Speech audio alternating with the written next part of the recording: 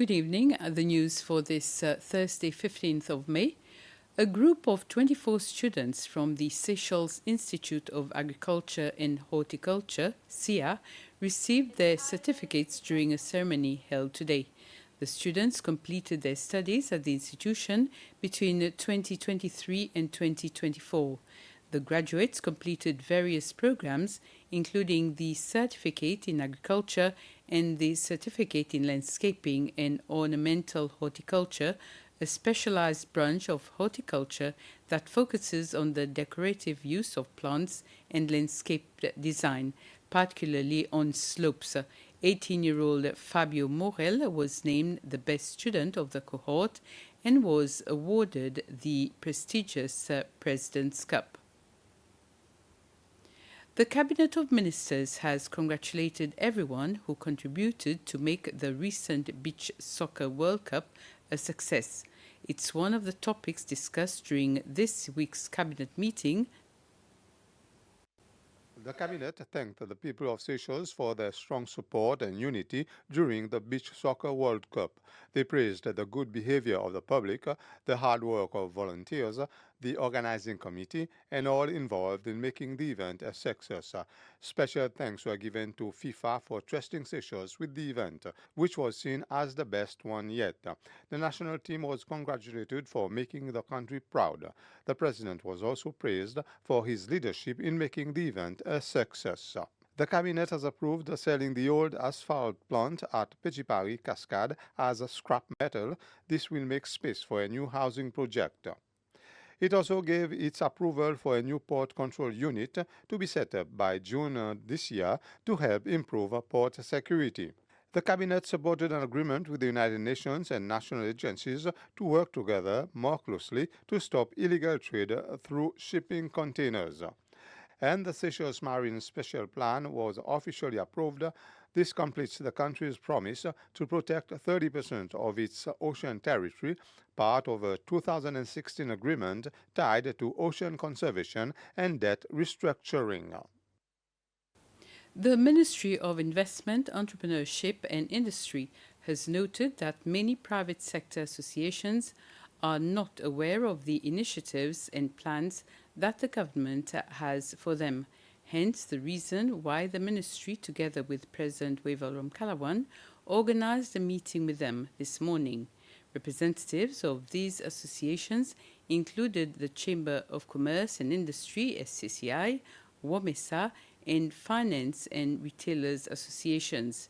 They were able to get more information on the steps that the ministry is taking in the improvement of laws, procedures, and digital platforms where they can apply for a license and register their business.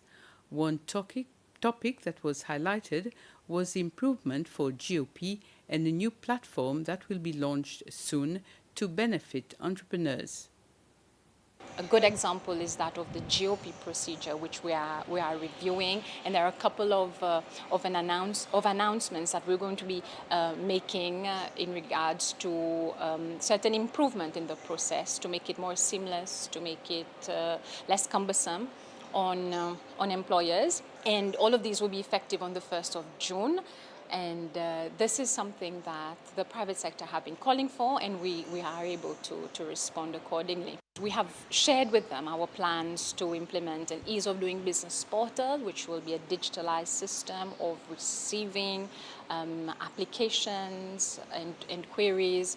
And this is really going to help to improve efficiency, streamline processes and procedures, and it will also offer offer transparency, because the clients will be able to monitor the progress of their application once it is submitted.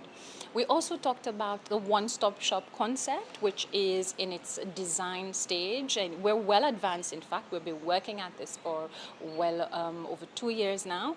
We have received the first concept, which we have provided our comments on, and now it's being reviewed. We're doing this in partnership with the government of the UAE. And we hope that it will be a center where businesses can walk in for any advisory, or even if they would like to submit an application. It will offer facilitation services for them as well. The Ministry of Health has announced a recent increase in the number of confirmed cases of dengue on Pralin reported by the National Surveillance System. Some of these cases required hospitalization. It is worth noting that Seychelles has been recording dengue cases since 2014.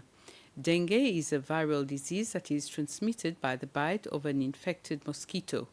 Most people with dengue have mild symptoms, some none, and recover in 1 to 2 weeks.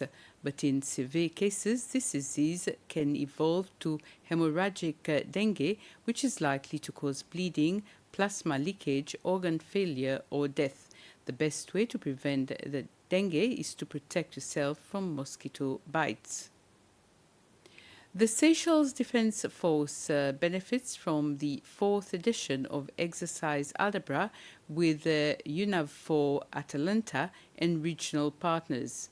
The training is aimed at increasing the capacity of military officers who protect our EEZ. The training began on Monday, and today they were raising awareness in the media on the benefits that the Defence Force gains through such activities. The activity highlights a great military collaboration between Seychelles and its international partners. It demonstrates the determination to keep our maritime territory safe. The Reina Sofia leaves Seychelles tomorrow to resume its surveillance operations in the Indian Ocean. The Department of Family Affairs organized a session where people with disabilities were educated further about their rights. The event took place today at the Rochekaimer Community Center, and it was held in collaboration with key partners. Equal rights, equal love was the theme of the session, emphasizing equality for all, including men and women with disabilities, and their right to live freely and with dignity. The initiative forms part of a series of activities by the Department of Family Affairs as Seychelles joins other partners in commemorating the International Day of Families. Among those present were representatives from relevant organizations showing support for persons with disabilities. This year's theme by the department is Family-Oriented Policies for Sustainable Development. The Department of Family Affairs, along with key partners, is doing all they can to ensure the rights discussed during the session are implemented and taken seriously in the future. With this, we end the news summary.